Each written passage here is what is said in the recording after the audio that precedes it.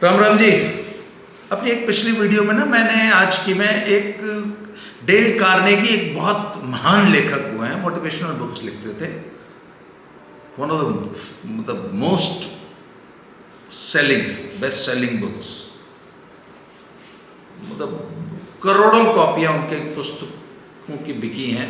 उनकी एक बड़ी फेमस पुस्तक है how to win friends and influence people. उसमें एक चैप्टर है, जैसे कि पुस्तक का शीर्षक है हाउ टू विन फ्रेंड्स, दोस्त कैसे बनाएं, और इन्फ्लुएंस पीपल, लोगों को प्रभावित कैसे करें। तो एक तो जो दोस्त भी बनाना है, दोस्त मतलब लोग आपके शुभचिंतक हो जाएं, आपके बारे में अच्छा सोचने लगे, आपके बारे में पॉजिटिव सोचें। दोस्त वो नहीं होता जिसके साथ आप सारा दिन गप्पे मारते हैं या पार्टीज करते हैं या टाइम व्यतीत करते हैं, जरूरी नहीं है। दोस्त वो होता है जो कहीं दूर बैठा आपके बारे में अच्छा सोचता है, आपका शुभचिंतक है, इज अ फ्रेंड। बेशक आप उससे जीवन में कभी नहीं मिले। तो आजकल के सोशल मीडिया के ज़माने में आजकल तो भाई दुनिया मुट्ठी में है ना। रिलायंस का स्लोगन था ना, कर लो दुनिया मुट्ठी में, जब उन्होंने पहला अपना फ़ोन लॉन्च किया था। तो भैया आजकल तो ग्लोबल विलेज का कॉन्सेप्ट हो गया ना। ये पूरी दुनिया एक गाँव बन चुकी है। सोशल मीडिया से आप दुनिया के हर व्यक्ति से जुड़े हुए हैं। आपके पास सोशल मीडिया के ऐसे ऐसे प्लेटफॉर्म्स हैं जहां आप अपनी बात लाखों करोड़ों अरबों लोगों को एक साथ कह सकते हैं। तो आपके फ्रेंड्स ऑल ओवर वर्ल्ड हो सकते हैं। तो कैसे बनाए लोगों को दोस्त, और लाइफ में, एक प्रोफेशनल लाइफ में, सोशल लाइफ में, फैमिली लाइफ में आपका एटीट्यूड क्या होना चाहिए। तो वो कहते हैं कि यदि आपसे कोई गलती हो गई है और somebody is coming to confront you, तो उसको जाते ही उससे बहस मत करो। उसको जाते ही अगर आपने गलती की है तो पहले ही तुरंत सॉरी बोल दो। मैं आपको एक छोटा सा एक स्टोरी सुनाता हूँ। क्या हुआ कि ये बात है सैदपुर की, जब हम वहाँ एक स्कूल चलाते थे। तो हिंदुस्तान में तो हम डिज़ाइन पे तो देश ने हमारे काम किया ही नहीं। हमारे हर चीज़ के ना फॉल्टी डिज़ाइंस होते हैं। जैसे मैंने सुना है कि इंग्लैंड में आप जैसे ये अब देखिए, ये जरा ये नुकीला कोना दिखाइए। अब जैसे ये नुकीला कोना है ना, ये कोना से किसी बच्चे को इंजरी हो सकती है अगर बच्चा है। तो इंग्लैंड के समाज में आप ये नुकीला फर्नीचर बना ही नहीं सकते, ये राउंड होना चाहिए। अगर नुकीला बन गया है तो इसके ऊपर एक प्लास्टिक का वो चढ़ा देते हैं जैसे इसका नुकीलापन खत्म हो जाए। पर भारत में इन सब चीज़ों पे ध्यान नहीं दिया जाता। ना तो ऐसे नॉर्म्स हैं, ना हमारी सोसाइटी ने अभी इतनी रिसर्च की है। वो कहते हैं ना, हर प्रोडक्ट को एक डेवलपमेंट के लिए भी तो एक टीम होती है ना। रिसर्च एंड डेवलपमेंट का भी कॉन्सेप्ट बहुत कम है। तो हमने फर्नीचर बना रखा था, वो नुकीला था। एक छोटा सा बच्चा गिरा और सब उसके यहाँ पे, ये देखिए यहाँ पे इतना बड़ा 1 इंच ऐसे और 1 इंच ऐसे कट गया, और छोटा सा मासूम बच्चा, hardly 5 years, and it was a severe injury. तो हमने तुरंत फ़ोन किया पेरेंट्स को, उसको नहीं, अपनी गाड़ी से लेकर तुरंत पहुँचे।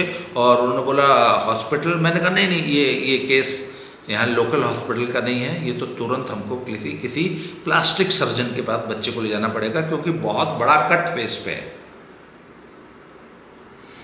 और खैर साहब, उस बच्चे को आनन फानन में पेरेंट्स जो है बनारस लेके गए, और उसकी जो स्टिचिंग हुई वो प्लास्टिक सर्जरी से हुई। क्योंकि हमें ये था ना कि भाई हमारे कारण हमारे स्कूल में बच्चा पढ़ने आया और उसको ऐसे ही और गिर गया था। सिंपल, बच्चे आपस में धक्का मुक्की करते हैं।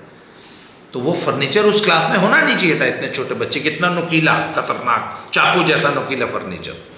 कहता पेरेंट्स बहुत स्टिचेस वगैरह लग गए। अब हमें तो मालूम था पेरेंट्स बहुत निराश होंगे, नाराज होंगे अंदर अंदर। हालांकि they were very good close family friends. छोटा सा कस्बा है सैदपुर।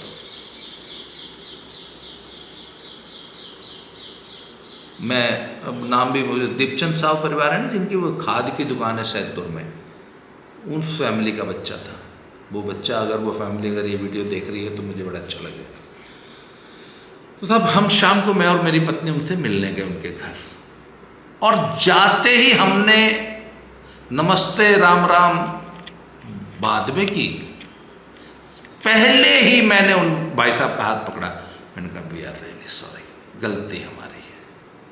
गलती हमारी ये है कि हमने उस क्लास में ऐसा फर्नीचर दिया जो ऐसा डिज़ाइन था जिससे एक बच्चे को चोट लग गई, और उसके लिए हम दिल से शर्मिंदा हैं। और ये सुनते ही वो एकदम पसीज गए, अरे सर ऐसा क्यों बोल रहे हैं, हो जाता है, आपकी क्या गलती थी। मैंने कहा नहीं सर, हमारी गलती है, हम स्कूल चला रहे हैं, हमने ऐसा फर्नीचर क्यों डाला बच्चे की क्लास में, ये हमें एक बहुत बड़ा सबक मिल गया। और हमने फिर करेक्टिव मेजर्स भी लिए, हमने बच्चों का फर्नीचर चेंज किया, हमने जो नुकीले कोने थे उनको सबको गोलाई बनाने की कोशिश की, उस पर प्लास्टिक करके, मतलब कहने का मतलब वाल भी इतने बड़े स्कूल का लोहे का फर्नीचर बना हुआ था, उसको रातों रात तो सुधारना मुश्किल था। पर हमने उनको ये आश्वासन दिया कि गलती हमारी है, हमने जाते ही अपनी गलती स्वीकार कर ली। और वो कह रहे नहीं सर आप प्लीज़ आप माफ़ी मत मांगिए, आपकी कोई गलती नहीं। मैंने कहा नहीं सर, गलती तो हमारी है, हमारे से ये चूक हुई।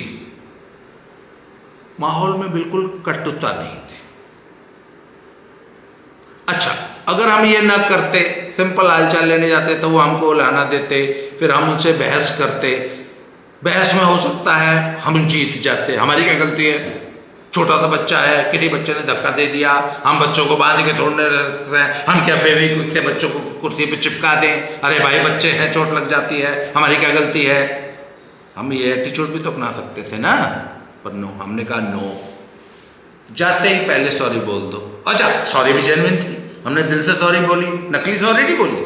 नकली सॉरी भी पकड़ में आती है, हाँ जी, नकली सॉरी बोलोगे, दिल से अगर माफी नहीं मांगोगे, एक्टिंग करोगे, वो प्रभाव पड़ ही नहीं सकता।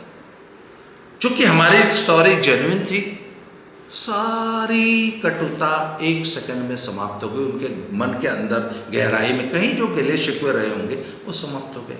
हमारे आज भी उनसे बहुत अच्छे रिलेशंस। द पॉइंट इज से सॉरी, कन्फ्रंटेशन को बढ़ाइए मत। और डील करने की एक और बड़ी अच्छी बात, नेवर आर्ग्यू विद समबडी, किसी से बहस मत करो। उस बहस में हो सकता है आप जीत जाओ, बहस में आप जीत सकते हैं, पर you will lose that person for whole life. बहस में आप जीत सकते हैं, पर उस आदमी को नहीं जीत सकते।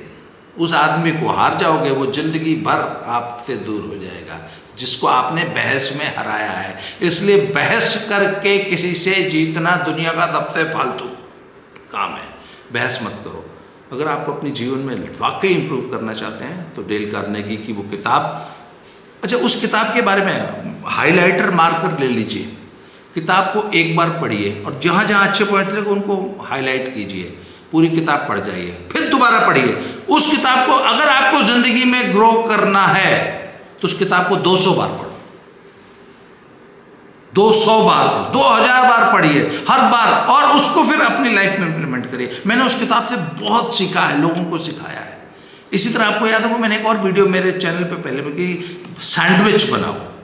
अगर किसी की आलोचना करनी है तो सैंडविच पद्धति होती है। ये सैंडविच पद्धति क्या होती है, हालांकि मैं इस पर एक वीडियो पहले बना चुका हूँ, पर ये ऐसी चीज़ें इन्हें बार बार बताने की होती हैं। अगले वीडियो में ये सैंडविच पद्धति के बारे में आपको बताऊंगा कि किसी की यदि आलोचना करनी है आपको तो कैसे करनी है कि उस आलोचना को वो पॉजिटिव ले, उससे हर्ट फील ना करे। आज के लिए इस वीडियो में इतना ही, बहुत बहुत धन्यवाद, थैंक यू वेरी मच।